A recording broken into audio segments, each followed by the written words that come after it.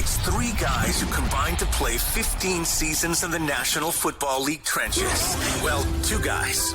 And Mackey, who didn't do shit. He just sits there and looks pretty. This is the OLine Committee. Gentlemen, we are, what are we, like 2.5 weeks away from the National Football League regular season. So close. We got the O-Line Roadshow here, Mackey. Where are you? What is that where are you, dude? What is that microphone? Is that your traveling mic? This is my traveling microphone. that It a looks mini like yours, microphone? actually. Look at this. What is that? Is that like a tiny one? That's big balls. Travel size? Travel size microphone here. So how about this? All right, I gotta brag. This happens to football players all the time. It doesn't happen to geeky podcasters. So I'm in Denver, but it's really Aurora, Colorado, for the Podcast Movement conference this week. Nerd. And it's me and a bunch of suspenders wearing high water pants. Nerd. PFF says. Hey, guys, it's Phil. Phil came this year. Phil's back. What kind of audio editing tools do you guys like to? What kind of software? You guys like to use for your podcast? Anyways, keep bragging about yourself, please. I'm at MSP, and I'm in line I'm like a couple people behind for the security guy that checks your ID, and he's just going through his grind and looking down and whatever, having a day, and so it's my turn, and he looks up and he goes, "Oh my gosh, what's up, dude?" And I was like, "Am I under arrest?" He goes, "I love Purple Daily and the O-Line Committee podcast." Yeah. There you go. Let's There go. you I still need to see your ID because there's security cameras here, but we have awesome. a fan at the Minneapolis airport. Shout out that Let's guy. go. Shout out the TSA agent, man. Just grinding away. So, all right, I got some dumb football questions. Let's get into if it. you've got some dumb football answers for me. You hit me. So if you guys, by the way, are just discovering the O-Line Committee, please click the subscribe button and the like button on this YouTube channel and video. And if you're listening, Apple Podcasts, Spotify, a 5-star rating and a positive review go a long way to helping us build this thing. So here's what we're going to do. I'm going to give you – I have sort of a current football events dumb question for the first one, and then we'll get to some audience dumb questions for the next two. All right? I love it. Let's do it. So here's my sort of my current event dumb question. Is Russell Wilson cooked? I don't think so. I don't think he is. I think that organization was an absolute dumpster fire last year. Regardless of what people want to say, call it the head coach, whatever. I just think it was completely dysfunctional from top down. But I do know who is leading that place now, which is George Payton. And I think George Payton and Sean Payton. But George Payton up there is the GM. He's going to get that stuff right. I think Russell still got some gas in the tank. Do I think he's Russell from 6 years ago? No. Do I think he's Russell that can still lead a team to a playoffs? Absolutely. 100% agree with that. Absolutely. And I think that last year was probably just a little bit too much to everybody's head. I'm not all going to put it on Nathaniel Hackett because I think there was a lot of players that probably should have stepped in and did some things. But at the same time, I agree with Jeremiah. I don't think he's the Russ he was when I played him because I saw a different guy. Like, we used to take a knee and watch him to be like, dude, this guy is... That wasn't that long. That was like 2 years ago, though, right? When he would get away from Aldon Smith, if you got away from Aldon Smith, it was incredible. But to make you're Aldon you're Smith talking look like way back when you were the but like Niners. that was like he's not that. But I agree with Jay. He could easily lead a team into the playoffs or even to a Super Bowl. I think he has the leadership mentality, but I think he needs to kind of chill out a little bit when it comes to some of that stuff because I think at times he becomes a little too political. And I think you see quarterbacks at times go into this like ringer where they're just too much down this political train where you're like, no, just give me a real answer. I don't want the same old, they're a good team. We're a good team. Let's ride. Let's ride. Broncos country. Let's ride. Broncos country. Never again, Like, dude. less of that, right? Exactly. Is Even he still Jay's doing like, that? Did he oh, stop God. doing that? No, I talked to someone on the Broncos, and they were like, that saying is like banned. It's like banned, like because it was everywhere. Like it was on Sean Payton billboards. was like, no way, no like way. I think that's still like an open wound from last year. Is like I don't want to hear it. I don't want to see it. Like if you say it, you're cut. You're gone. Like I think that is just like the phrase that just gets you out of the building as fast as possible. If you start running around saying "Let's ride." Yeah, I think there's questions about is it physically. I mean, once you get to your mid-30s too, you're just not going to be the same physically as you were 10 years ago. But I've always sensed from the outside looking in, and Alex, you played in his division when you were with the Niners, and then you were with the Seahawks when he was still there toward the end of the 2020 season, I want to say. And so you've got it was one of the great football comebacks. One of the great. Of all time. I mean, they're going to put a Netflix documentary. Jeez Louise, learn how to speak. Are you okay, buddy? Yeah, it's okay. Had a stroke right there. You really did. I'm like, what is going on? Sometimes the CTE just punches you out of nowhere, dude. It just raises its ugly head. Man, that was brutal. Edit that out. But it's his, like, from afar, it seems like, whether it's his Instagram account or the Broncos Country Let's Ride, if it seems a little fake to me. It doesn't seem like you're talking to a real human being sometimes. Right. I want to see the real human being if I'm in that locker room. I want to see who just it's okay, dude, be vulnerable. Who are you at your core? That's what I want to see. But I also think that he kind of had to create that. I mean, when the Broncos signed him, everyone anointed the Broncos kings from the word go, right? They're like, Russell's here, watch out Mahomes, watch out Herbert, like big boys here to play. And I think he might have fed into that a little too much, and he might have bought into that a little too much and not really kind of shouldered the pressure, but let the pressure kind of control him, and he almost had to put up this big external shield of like, okay, this is what is expected, so I better toe this line, instead of exactly like you said, just understanding like, I'm just going to be who I am. Right? Like, I'm just going to be who I am. I'm just going to do what I do. I'm a good football player and go. But then you start reading the stuff of like he gets his own office and like he gets all this own stuff. And I think he just tried to do too much. And that's what I said. You need to calm it down a little bit. And I think at the end of the day, the quarterbacks mostly show you who they are in the locker room, which is great, and that's who you want to see. But I think sometimes when they get a little too political to the media, I feel like that's a time when they start to shut down to us as well, too. It's like they're getting a little too out there, a little too extended in the generosity of like, hey, we're a team, we're going to stick this out, where it's like, dude, just tell them the truth, or tell us the truth, or be real. And sometimes it's like you said, Mackey, like the fakeness comes through really fast. And you're like, dude, just... And I feel bad for them because they do have to play that role because of the way that marketing is and their brands and all this stuff. And it's like you can't say the wrong thing. You can't get in trouble. And it's like sometimes I almost wish you guys could hear what they say because you would laugh so hard. And you would be like, I'm not laughing at that. I am laughing at that. I'm laughing. Like they are such funny dudes and they're great guys. But I hate the walls that they have to put up around around everybody else because you're like, dude, it's coming off really weird now. You're making this seem really, really weird for everybody. I would love if he would sign on to do the quarterback series. I think that would make people Russ. I think that would make people see him a lot differently in a different light. I agree. Right? I don't think he'll ever do it because I think he's too much of a private person. But I think like something like that, if someone could peer behind the curtain of who is Russell Wilson, I think that would answer a lot of questions for people. Yeah. Do you guys care? So there was, Tom Brady had the thing where Alex Guerrero, his personal trainer, was in the building like 8 years ago in New England, and that was a thing. And that was so. That was a big thing too. Remember?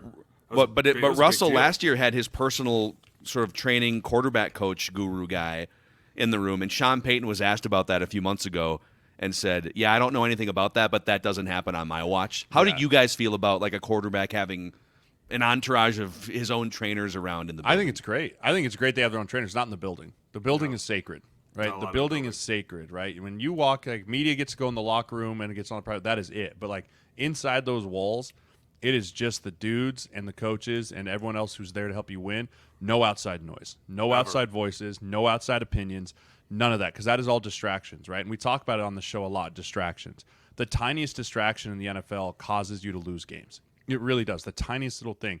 And if you're just watching, like, dude, that's Russell Wilson getting coached by someone who's not on the coaching staff. Like, what is he actually telling him? And then all of a sudden things are going wrong.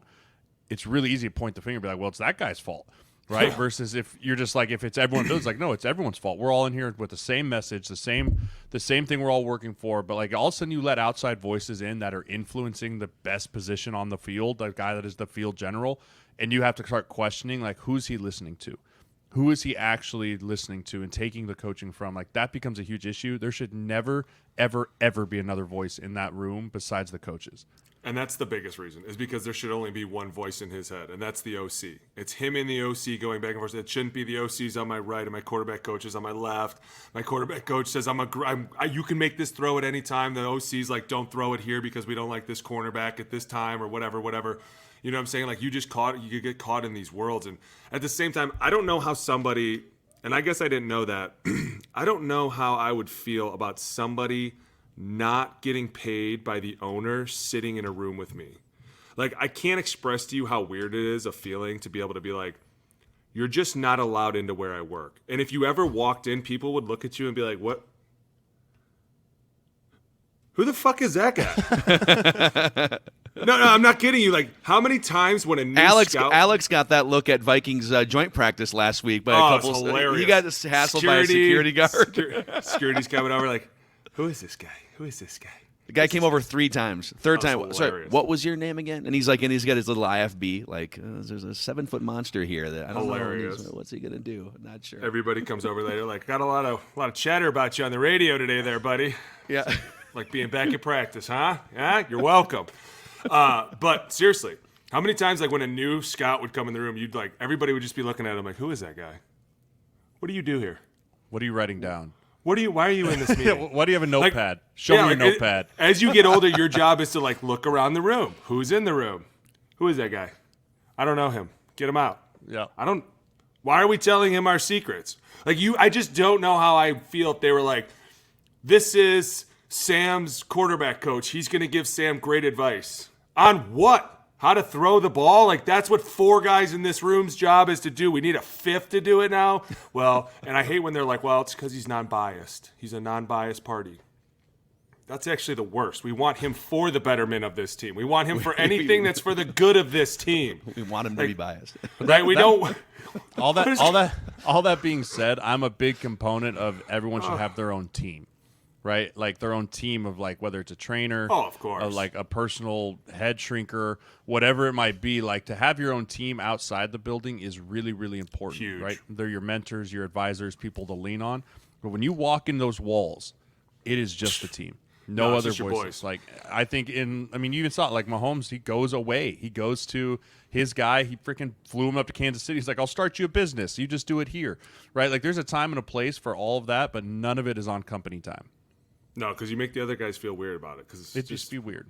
Really, really weird. But I do agree with Jeremiah that if you do have a team outside of the facility that is non-biased and tells you more of the truth and more of like this is what I'm seeing, and I'm not just saying this to be nice to you. It's more like this is exactly what I see and this is how I see it. Those are the guys that help build you outside the walls and that you're leaning on all the time. Like with Jeremiah's clients right now that call him and they're like, hey, what are you seeing? What do you think? This is what they're saying. And so it's easy for Jeremiah to be like, I'm a non-biased party. I'm not playing on your team. This is what we're seeing. And it's great. And then we feel like, especially as an offensive lineman, and there's a lot of positions that could say this, but it's easy for guys to not see things. And we've talked about this on the show. Like you just can't see yourself doing bad things sometimes. And you're like, I don't know why I'm doing that.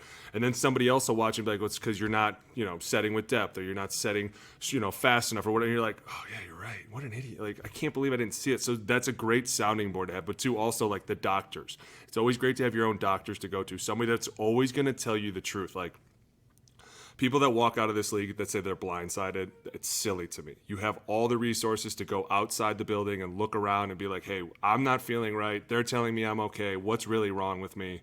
That way going down the road, like, okay, this is a real problem. I know nobody in the NFL is saying it's a problem, but it's a problem because 4 other doctors outside of here who are real doctors are like, hey, this is a problem. And so it's like, okay, now I know I can fix it myself or whatever. But it's great to have that as a sounding board outside the rooms, but never inside.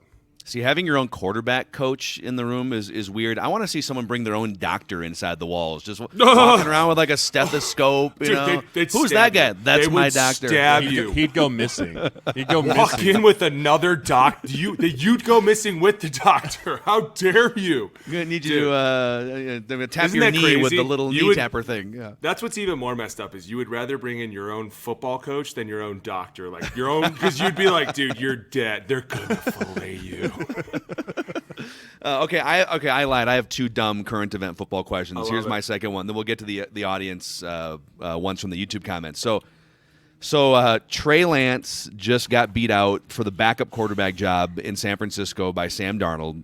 Oh boy! And he's according to reports, they're probably going to wind up trading him for like 10 cents on the dot. They gave up multiple first-round picks a few years ago, right? Yeah, to move all the way up. Pennies on the dollar, dude. Someone's in some hot water too, by the way. Well, I have a take on that. But so here's the thing: he graduated high school in 2018. He has thrown fewer than 500 passes in college, regular season NFL, and preseason NFL. So my question to you guys: he's 6'4". He's like 220 pounds. He's physically one of the more gifted quarterbacks we've seen out of the draft. Is Trey Lance a lost cause, or would you look like if the Niners said, hey, man, it's a 6th-round pick, we just got to get rid of him, would you take a shot on a Trey Lance? For a 6th-round pick? Yes. For a 6th-round pick, I would. Or a 4th-round pick, like a day 3 pick? I think a day 3 pick, you take a shot on a guy like Trey Lance because you're exactly right. You know, you got to remember, too, he came out the COVID year. He played 1 game for North Dakota State in 2020. Mm-hmm. 1. Like, he had a great 2019, and then he played 1 game in 2020, and they were like, anointed, ding, king, right? And a lot of it, I think, is because of the Carson Wentz effect, right? They saw what Carson Wentz was, how he performed at North Dakota State, and then they were like, okay, this guy's just going to be just like Carson Wentz, but even more physically talented. I think you get him plugged into a system that can develop him as a passer and continue to work on him. I do think he's a chance to be a starting quarterback in this league just because of the physical attributes. You know, but I think whoever drafted him they got really, really lucky they drafted Brock Purdy too. Like if you don't draft Brock Purdy as well with Trey Lance, like you are SOL right now. You're putting all your everything in on Sam Darnold, right? It's like what's happening down in Tampa, right? It's like, woo, Baker Mayfield beat out Kyle Trask, right? God. Like, what a joke, right? Like that was even a fight. But like for me, you also can take him because he's still on a rookie deal, right? If you trade for him, you're getting a 1st-round talent on a rookie deal that you can still develop and decide if you want to pay him later on because he still is cheap. Right, like that quarterback room in San Francisco right now is very, very cheap, and that's probably why if they can't trade him for what they want, they may just keep him. I don't agree with that at all. I just think that offense is way too easy for a quarterback. It's extremely quarterback friendly. You're handing the ball off 75% of the time, and when you're not, you're faking the handoff and throwing it to the guy right across the middle. It is literally the easiest quarterback job in the NFL. You are the 3rd string on this team. You are the 3rd string, Broby. You're not even the 1st. You're not the 2nd. That's Sam Darnold. That was another failed 1st-round pick who found himself. Like, you're talking about too much money. And eventually, you're like, how much can we put into this kid for this much money? Like, he's taking a spot on our roster. He's doing this. He's a quarterback. Like, that's another position that's always watched over. Like, it's one of those things to me where I'm like, man, if they don't do something, and I'm not to say that somebody's in hot water right now, okay? The number 3 pick overall is not starting, and not only that, he's been demoted again. And it's big news, right? It's like putting somebody's job on the line again. And that's where it's messed up that they make a big deal about this because it's almost like if you're Frisco and you're the Yorks, you're looking at this like, why is everybody laughing at us? Why is everybody laughing that our number 3 overall pick is, because he's the – all right, so now we see what happens this year. And if it doesn't go well this year, I think you don't see a good outcome. I think that's where you see people go, hey, boy, what just happened? You're not answering the question. You're not answering the question. The question would I take him? No. I wouldn't. You wouldn't take him for a day 3 pick? No. So you're basically saying if Kyle Shanahan and this would worry me too. That Kyle Shanahan, he put Matt Ryan on an MVP pedestal. He broke Jimmy his Garoppolo leg last year. He only played like 1 game? We're saying that he's completely washed because he played 1 game last year and snapped his leg? Yes, you are. You're saying I'm just saying my team is not trading for him. Yours can. Mine won't. You're saying he's a bad human. You're saying he's a bad... Yeah. Way to put words in my mouth. I literally just was like, my team is feeling pretty fine right now with Baker Mayfield and Kyle Trask. If you're Tampa right now, you don't take Trey Lance. If I'm Tampa, yeah, I would take. Oh, definitely. Okay, so sure. yes, you're saying I'm just saying. No, you're talking yourself in You're circles talking about a now. team who has Baker Mayfield as a starting quarterback. Yes, I'll take anything. That's what we're saying. We're saying with 31 You didn't other say teams. if I'm Tampa. You just said if I'm a team. If I'm a team, I'm assuming I'm Kansas City. Is Tampa I'm a good team? Is Tampa a team? Oh, you didn't say what kind of team. Oh my! You literally God, just dude. said you were like, if you're a team, okay. Well, am I a better team? Because no, I'm not. I'm sitting pretty. If you're a bottom 3rd team, if you're for a bottom, sure, I'm trading. If I'm Baker Mayfield's team, I am trading right now. Absolutely. Next time, I will specify. Thank are you you. a crappy team or are you a dynasty? Okay. Alex is like, I don't know. I don't know if the Kansas City Chiefs should pick up Trey Lance. Well, no shit. My point is you never said. I know. Well, am I thinking I'm on a bad team? Jesus. No. If you're a Canadian Football League team, Alex, would you? Yeah, I'm trading for sure. Good night. Oh my God. So, but so here, you said something that I will fight you on something you said. You said, hey, if I'm the Yorks, if I'm looking down, heads might roll on this. Now, okay, like if they have a train wreck season, like okay, then. But right now, here's the thing that I would say.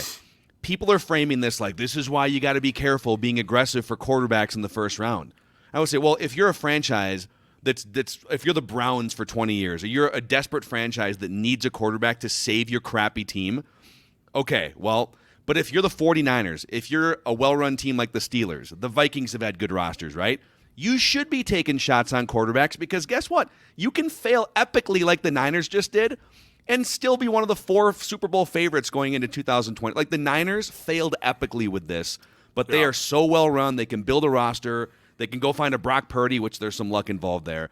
This should not deter teams from being aggressive looking for a quarterback in the first round. And it won't. Don't ever think that what the outside noise is going to affect a GM or how a coach is going to go up there and aggressively go after people. It's what they feel. It's what they think, the vibe of the player. And they're always wrong. And at the end of the day, I think once you go through it for a very long time, you realize, hey, we're wrong a lot of times. It's just how it goes, right? They're just right a lot too.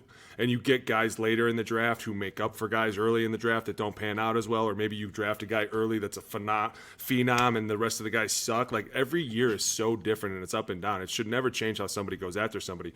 But I will say that it's going back to that question, next time you have to specify, because that almost got me and Jay into another. Look at him; he's still upset about it. He's still mad about it. Look at him. I want. Let's go through the progression here. Alex said no, wouldn't take him, no chance, done.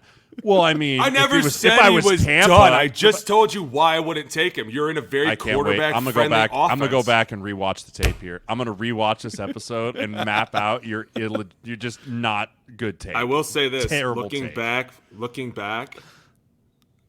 Never mind. I'm not even going to say it because you're just going to yell at me again. You're going to yell at me again. All right, next question comes from the YouTube comment section here. Keep sending us your dumb football questions via the YouTube comment section. We read all of them. We stockpile them. So Tim Peters says, I think I know what you guys are going to say, is the offensive line the most important position group on offense? I mean, there's 5 of us on the field at one time, so let's say it's receivers. Let's say it's pass catchers. Do we want to go the quarterback, least important all the way up? Sure. I think O-line's number 1. Alex, do you agree with me on For that? sure. At least? Over quarterback. I think O-line's probably the most important on the entire team, just because. Not biased. I mean, that's not a even being biased opinion. You can win a lot of games without a quarterback. You can win a lot of games without a running back. Look at the new offenses in the NFL. You could win it a lot of ways, but you can't win it without the O-line. And every coach says it every week. They're like, dude, it starts up front. It starts in the trenches. If we win up front, we're going to win this game. If the offense is schmoing the other team, the defense is just going to feast on their energy. That's just how this goes. And so for me, it's always like, hey, as long as we come out and play well, the rest of the team's going to follow our lead. Because if they see us kicking dudes in the face, they're going to be like, all right, we're allowed to do it now too. And that's how you kind of start to get a team to embody this. It starts up front mentality. You got to be badasses up front. And that's why I think it's always number 1 with the O-line. O-line number 1, quarterback number 2. For sure. I think quarterback is number 2. Fullback's got to be number 3. I would almost say safeties are 3. We're on offense. Oh, I thought we were doing whole team. You can do team. I would say O-line and then quarterback for a team. You are just making your own questions. The question was offense. But Alex's take was what was the question? You said it's the most important on the team. Yeah. Oh, for sure. All right. Well, do we want to do offense or team? Let's go team. I want to see your team. Is offensive line still number 1? Yes. Offensive line is number 1. Defensive line is number 2. Can we separate that into edge and interior on defense? No. Because you're set in the trenches, dude. You're all. I mean, you can have. We love all those guys. You can have 2 great edge rushers if you've got 2 sacks of potatoes sitting in the middle. Like they're just those dudes are neutralized. Those dudes do nothing, right? So I'm gonna say D line number 2. I'll probably go safeties, DBs number 3. I'm gonna go quarterback. No, quarterback's number 3. Quarterback's got to be number 3. So trenches.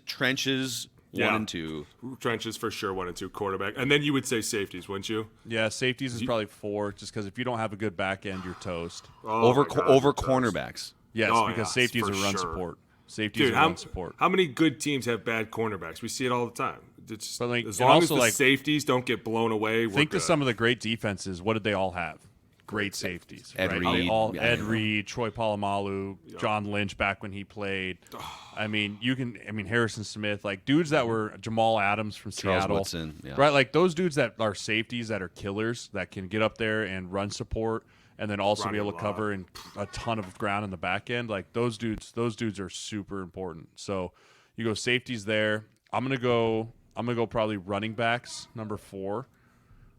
Because I think a good running back can really make or break a team. I know that they're devalued, but I really do think having a really solid back and a rotational back running back room, right? Your bell cow, your scat receiver, your dude that's going to come in there on third down and pick up any blitz thrown to him. A good running back room would definitely have to be up there for me. For sure. I would agree. Interesting, because I mean, obviously, like the trend is going the other way, but there's a difference between. Part of the reason why the running back value is down is because there's not that many. There's like 3 on a roster, and there's a lot. The supply is more than the demand for running backs, right? And that's why the value's down. I think a well-rounded room, right? Not an individual. Right. I'm not saying it has to be an individual, like just like the O-line, right? A well-rounded running back room is worth its weight in gold, right? When you can have 3 or 4 dudes that are all contributing, playing anywhere between 20 to 18 snaps a game a piece. Like, and they're all contributing when they're on the field, like that is worth its weight in gold because that keeps the defense on its heels. That allows you to have like a fresh back in there, and it like you have no drop off as the year goes on, right? Exactly. The teams that just have the true bell cow, unless your name's Derrick Henry, like you can't make it a full season anymore without getting dinged one way, shape, or form. And even then, think about this too: when you do have one big bell cow and that guy does go down, your whole offense is just, what are we doing now? Are we going to continue running this same offense, or are we going to try and have to start doing new things? And that's why being able to lean on a bunch of guys is great because it's like Jay said, you don't know the situation you're going to be in, but a guy that can come in and block on third down is phenomenal to have because that's just another blocker that we need.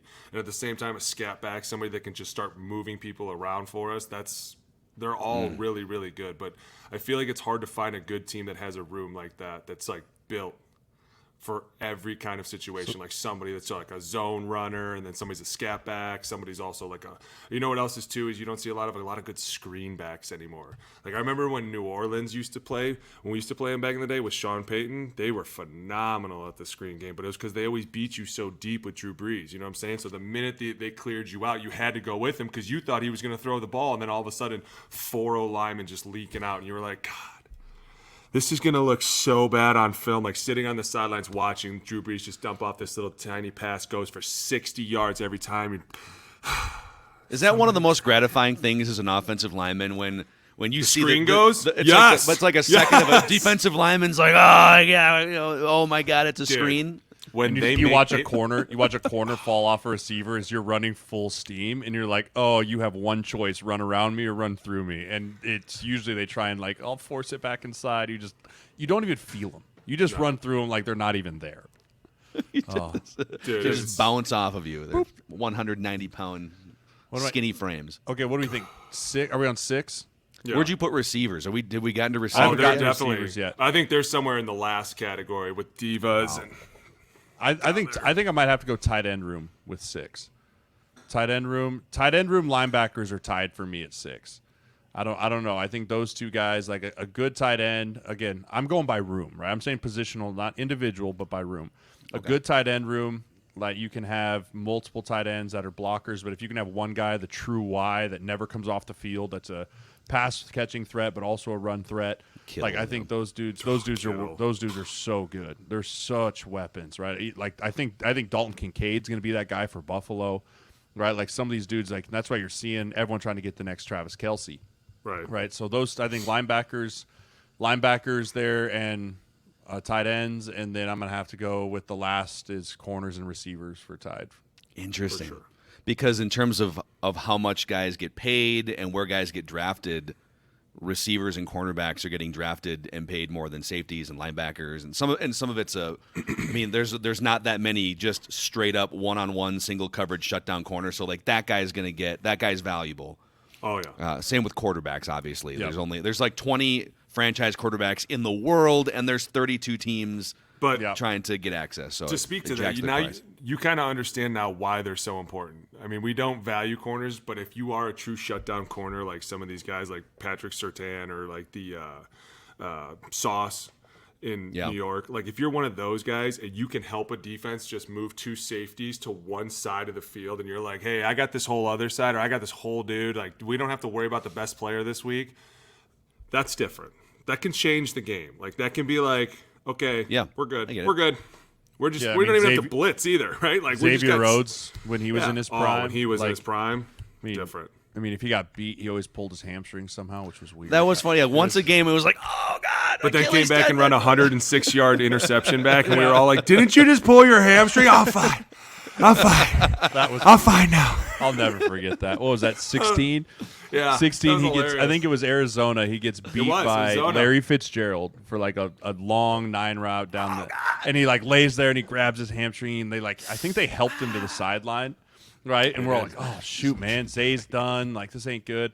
And then I don't remember when he went back into the game because we were like doing adjustments, and all of a sudden it was like house call 106, full speed, like 23 miles an hour. I was like, the Deion hop step, what just happened? Wasn't it like the fastest recorded interception ever too? We were like, dude, didn't you literally just pull your hamstring?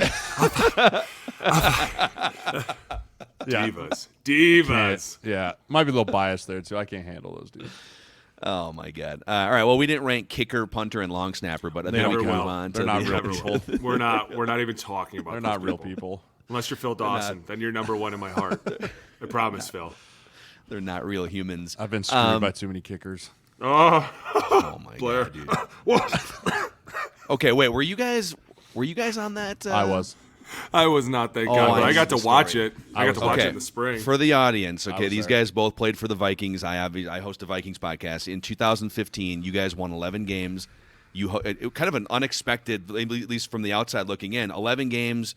You go in, you're playing. This is the Seahawks in the prime of their Seahawksness, right? This is like that team was stacked. And it was below 0 wind chill, outdoor 22. stadium. Minus outdoor stadium. 22. And you guys are lining up for a 27-yard game-winning field goal as time is about to expire, and Blair Walsh misses wide left. Not blocked, misses wide left. I was inactive. I was inactive for that game. That was my first year in Minnesota. I was standing next to Rick Spielman because he had come down out of the booth, because we were all going to celebrate, and he missed it. And Rick looks at me, and then he looks back at the field, and he just goes, "What the fuck?" And then just turned around and walked away. And I was just like, what just happened?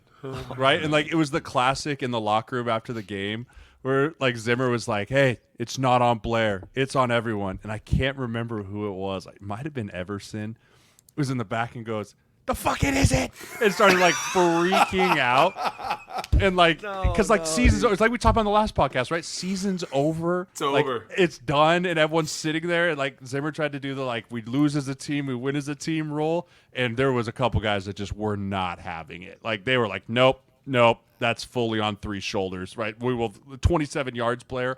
It got bad. That was probably the worst ending to a season I've had, just because of people. Is there any sense of we feel a little bad for a guy in that moment, or is it just rage? No, immediately rage. I think as as time healed all wounds type of thing, and I don't even know if it all fully healed. No. Eventually you're like, oh, that sucks, but right there, immediately after, pure rage because everyone was cold. You're still not pissed he missed that kick? Everyone was cold. Dude, I'm pissed. Joe Berger had frostbite on his hands. People were just so upset because of how miserable the game was, and then to end like that, it was bad. Were you pissed? Are you still pissed? I mean, I was upset because I was going to go to Arizona. We were going to go we were going to go down to Arizona and play the Cardinals, who we'd already beat that year. And then the Packers, did the Packers beat the Cardinals? Was that the Aaron Rodgers one of the Hail Mary years? Or was that the Carson Palmer? That was the year Aaron Rodgers threw the Hail Mary to beat Detroit. Okay. Yeah, that was that. But you guys had a path. I mean, yeah, because our defense that year was ridiculous. Mm-hmm. Yeah, too bad your kicker sucked. God, that guy cared more about his arms than anything. He worked out biceps. He was jacked every day. And he wore Hollister. But I have a couple best friends that are nuts. I have a couple really good friends that are kickers. Brett Maher. Brett Maher is one of my really, really good friends. Right, played together in Nebraska. He lives here in Lincoln, and talk about feeling bad for a guy. I felt bad for Brett Maher. Now that I was out of it and watching him and knowing him personally, and how he's battled going to the CFL, and to come back and watch a guy get the yips like that, like I felt bad for Brett Maher last year. Alex shows no empathy Alex whatsoever. Has zero at empathy. All the kickers I played with are done, so I don't feel bad for any of them. I remember. That's the only game in the last 12 years that I haven't hosted a Vikings post-game show of some kind, because we had it was like a Gopher basketball conflict on our radio station. So I was watching that game with a group of 20 friends, and I grew up in Minnesota. I've watched the Vikings my whole life since the 80s. I have seen crazy missed kicks in big spots, 98 championship game. There's something about a big kick in a game, if you're a Vikings fan, that you never feel comfortable. And I remember, so the 20 people are high-fiving and celebrating, oh my God, like the game's over. And I had a feeling go through my body like The Exorcist. And I said out loud, oh my God, I think something's going to happen here. Like the weather, the snaps, I said, I think something's going to happen. They're like, Mackey, shut the fuck, dude, shut the fuck up. I'm like, I'm sorry. And sure enough, dude, that type of stuff is why Vikings fans are probably the most tortured current NFL fan base. Do you remember what we used to do, how we used to mess with Kai Forbath? Cobra Kai? No. So, dude, anytime Kai used to come into the sauna or the locker or whatever, we used to mess with him. We used to do the dodgeball where it was like, oh yeah, be like Cobra Kai.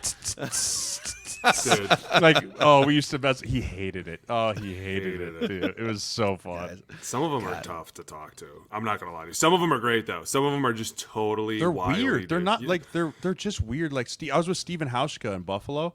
This dude had an 8-foot by 4-foot T-square, right? That he would line up, and he'd go through a 55-minute warm-up in practice. And then he'd be it'd become end of practice, field goal, right? We're all dying. It's a Wednesday. It's oh, thank gosh, field goal. And he'd come up and be just not feeling it. We'd all be like, what? What do you mean you're not feeling it? What have you done all day? Right? He's like, I just went through the warm-up. I don't feel it. And so you'd be like, okay, field goal on air. And we'd do field goal period on air. And then if he went and missed a kick, we'd all just be like, what is happening? Right? What do you mean? So he would instead of lining he up, would go through a 55-minute warm-up. You'd see him on the sideline. He had bands everywhere. And then he'd go to coach and be like, I just don't feel it right. I just don't feel it. I don't think I have it right now. But shouldn't you? But isn't that's when you should practice? Because what if you're not feeling it in the third quarter of a maybe the division fans game? Don't know that of a 7-day week, we only require the kickers 4 of the days for 30 minutes. Yeah. That's a max. That's a max 30 minutes, putting your pads on, lacing up your shoes, walking out there, taking 4 snaps, turning around and walking off the field. Dude, I'm not kidding you. If a kicker was like, I'm not in the mood, I would have thrown my helmet at him and beat the shit out of him. Are you out of your mind? You're not in the mood to kick a ball? Oh, Jay, you're so nice. Not really feeling it today. Guys, it's just a little cold. I don't have the wiggle today. I wish I was lying. I would have beat his ass. Oh my God. Oh my God. Okay, I have a weather question here from. Let's see here. This is from Mark Larson, YouTube comment section. So he says, we just got home from a concert at Charles Schwab Field. Hi, Jeremiah. Hello. Where it Where's had that? to be Where's Charles Schwab? Omaha. Okay. Is that It's where they do the College World Series. Baseball? Okay. Baseball. Oh, I love it. So he said they were at a concert. It was 115 degrees at the stadium. All 3 of the acts commented on the weather, like the musical acts or chugging water, whatever. It got me thinking, do NFL players ever get so uncomfortable with weather that you just want the game over with so you can be done? Yes. Absolutely. Yes. Are you kidding? I've had heat strokes several times, and you know what the answer is? Nobody fucking cares, Boone. It's first down, our ball, go. You're like, dude, it's so. You know what it is? It's the black pellets in the turf. And the minute you fall and they touch you, they singe your body, and you're like, get off of me. God, that's hot. I'm not kidding you. It causes, when you're in your stance at times, your feet start to get really hot. You can see guys in their stance I need to move. I need to move my feet right now. And people laugh because they have that shade over them. Even my son last year was like, Johnny goes, Dad, look at that umbrella they have on these guys. I'm like, dude, it's like 120 degrees right there. Do you know how hot it is? Because you would sit there and you'd be baking in the sun. And the coach is trying to talk to you, and you're like, what are we doing? Where are we? He's like, hey, focus. Like, dude, it is so hot right now. I don't even know what's going on. And remember when we went to Cincinnati? Mm-hmm. So hot.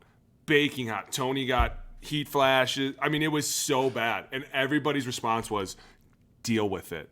Get over it. And Well, you're like, we may have told this story before. So we had joint practices in 2016. Harsh, in Cincinnati. dude. And like they were repaving the asphalt, and like it was 1,000,000 degrees out. Right next to the public Interstate. park that we had to practice at, the public park where they the You kids would did a joint practice at a public park? He calls their facility the public park. As you walk across the street from the stadium is where their practice facility is. It's grass field. So There's like monkey bars and a slide. Not over kidding here. you. And then the I-95 is right over you. So we're dying, right? Like it's so hot. And at the end, Sperano, again, rest in peace. He was like, man, no one cares if it's hot. Everyone's hot. It's not that big a deal. Just drink water. You'll be fine. We're like, okay, you're right, coach. We got it. We go to meetings that night. We show up in meetings, and Andrew Janocco, the assistant O-line coach, is in the meeting room. We're waiting, and all of a sudden he stands up to start running the meeting. And we're like, what are you doing? Where's Tony? He's like, Tony had a bit of heat exhaustion, had to go to the hospital. We're like, okay. We're like, okay, great. So he's going to yell at us that it's so hot. No one cares. Oh, we find the hell out of him for that. We find him so bad. I'm not gonna say anything or show anybody, but shout out to that picture. The fine board. Jeremiah found a picture of our fine board and showed Mackey to prove that it was real. And it brought back so many memories. We'll pull it up. We'll pull it up at one point. We have to edit some things out there to make sure we don't get canceled. There's gonna be some black bars across there, but we'll pull it up. We'll pull it up. See the we need one for the podcast, I feel like. We absolutely need one for the podcast. Anytime Alex changes his take mid-take based on which team it would be, it's a fine for sure. I'm just saying. That's conduct unbecoming. That's a rookie fine. I'm looking at the board right now. I mean, I won't say. We can show it to the audience in time, but you guys have you have like 25 things on here. Oh, it's a lot. You know, my favorite is if practice fines. Being too sensitive is $15, but being ultra sensitive is $30. Yes. And they always compounded, right? Because it was always someone got sensitive, and then if they mouth back at all, it's like, oh, ultra, ding. And you got to remember, for every fine, we had a doorbell. The doorbell that you ring at like the front of like the hotels, right? And so every fine would just be ding. And then like Boone was the fine, he had the bell, and I was the ledger. And so then I'd pop open this big old notebook, and I'd be like, who is it? They'd be like, oh, it's Berger sensitive. Be like, all right, Berger sensitive. Be like, oh, what, Bob? Ultra, ding. Right? I didn't say that. Now you're lying. $50. 100%. Ding. It compounded. It could compounded go. so fast. Listen, the best By thing the end of the year, was we had $30,000 in fines. if Oh, my somebody God. said anything to you, the best thing to do was just agree and walk away. Especially for me, because I remember sitting there a lot of times, like Jeremiah in the back of my head, like, just dude, shut up and it won't be $1,000 fine. All of a sudden it'd be like, well, you know what? Ding. Yep. No, ding. All right, fair point. Fair point. That's fine. A lot of Boones were false bells, right? Like, because he'd get a little bell happy, and so he'd ding someone before it was a fine. We'd be like, what was that for? He'd be like, I don't know. False bell. Well, no, it's up sensitive. Ding. Right? Like, it would just, it sounded like the New York Stock Exchange in there some days, dude. Just going off the Tony rail. had so much, like, he'd just pause the meeting and wait for everyone to stop talking about what the fine. That was the thing, too, is like Tony would be going, and all of a sudden, ding, pause it. He'd be like, what is it? So-and-so for this. Got it. Play. All right, back to it. Here we go. Like, he just it never bothered him, and he always knew that, and one of those was on there for him. Yeah, we used to Eddie Haskell. We had the Eddie Haskell fine on there, which is like where have you seen? Better you not remember, Eddie Haskell me. You know Eddie Haskell, right, Mackey? What's leave it to Beaver? Oh yeah. Okay. Oh yeah, thanks, Mrs. Beaver. Yeah. Right, like so, like we had a couple of those guys that like if anyone was like, oh yeah, Tony, yeah, that's it. Ding, Eddie Haskell. Oh, it sounds great. Yeah, we'll just slide left on that protection. Or Okay. if you asked the question you knew an answer to.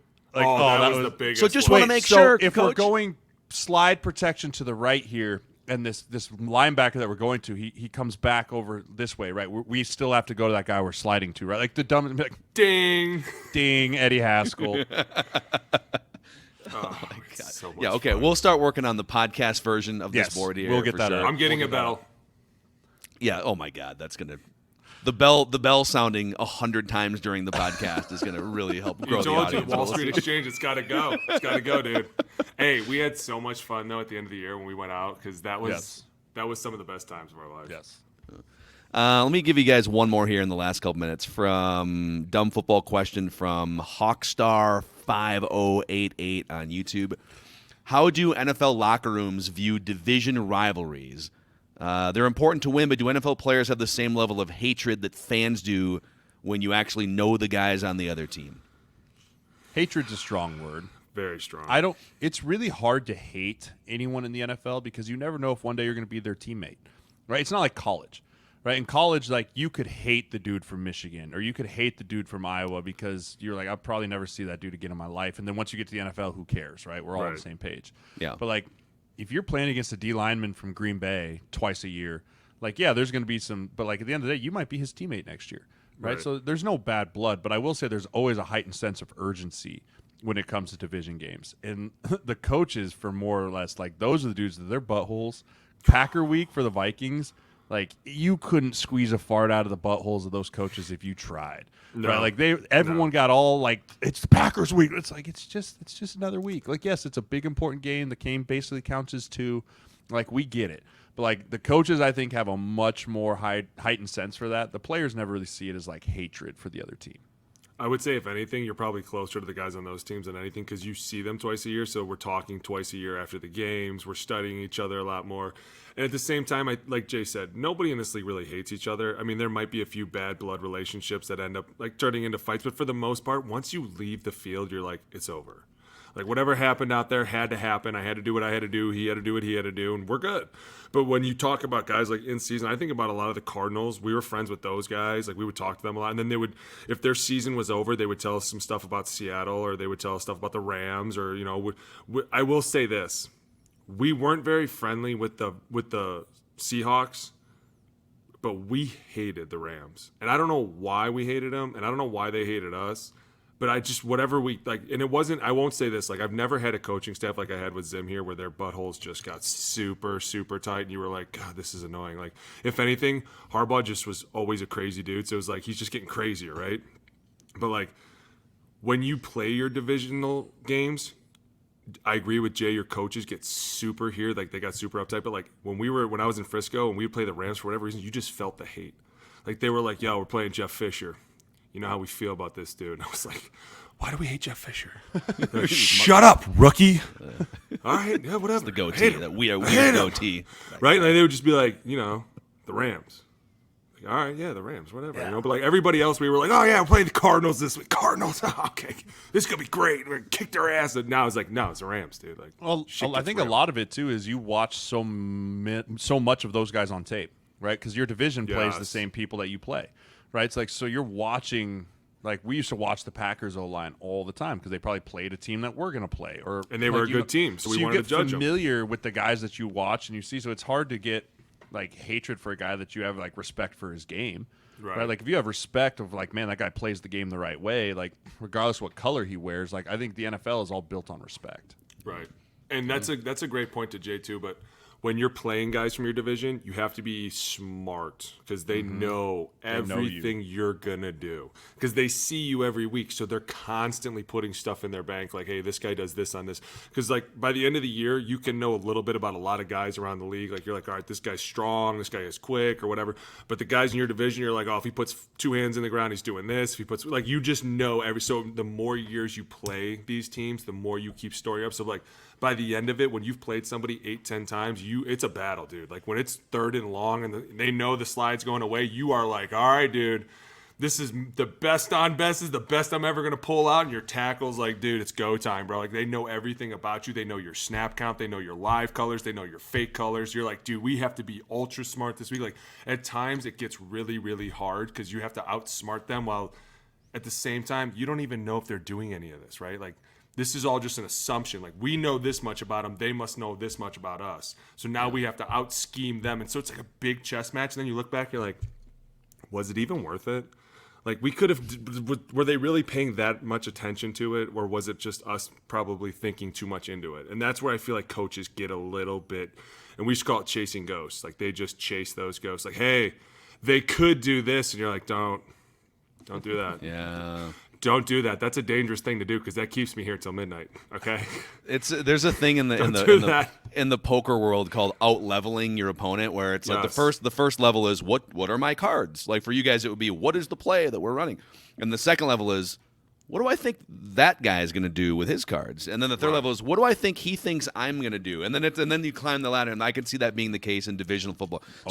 They know that we might do this, and they know that we know that we're going to do that. So what's the counter? And they know that check to Peter is power, but now we're going to call Peter fake power stutter, and you're like, is this really necessary? Because now my mind is jumbled and I'm not sure what Peter means, and forever it meant power. Oh, my God. And then you get to the next week and they're like, everything we did for the last 7 days means nothing.